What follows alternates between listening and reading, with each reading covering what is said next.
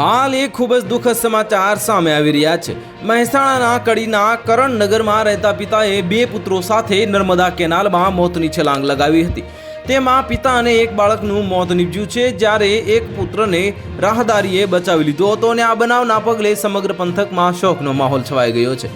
કડી તાલુકાના કરણનગરમાં ગામે રહેતા અને ખાનગી કંપનીમાં નોકરી કરતા ભરતભાઈ બજાણિયાએ બે માસૂમ પુત્રો સાથે નર્મદા કેનાલમાં મોતની છલાંગ લગાવી હતી અને તેમાં પિતા ભરતભાઈ અને 2 વર્ષનો હિતાંશુ મોતને ભેટ્યા છે, જ્યારે 4 વર્ષના વિહાનને સ્થાનિકોએ બચાવી લીધો હતો।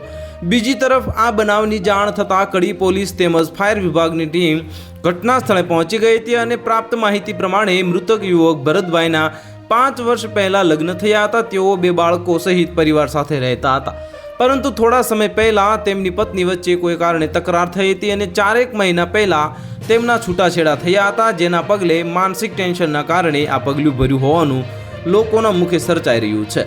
તો હાલ માટે એટલું જ, મળીશું નવી અપડેટ સાથે। જો તમને અમારા વિડીયો પસંદ આવતા હોય તો વિડીયોને લાઇક કરી દેજો, ચેનલને સબસ્ક્રાઇબ કરી બાજુમાં આવેલા બેલ આઇકનને દબાવી દો, જેથી તમને આવા સમાચારની અપડેટ મળતી રહે।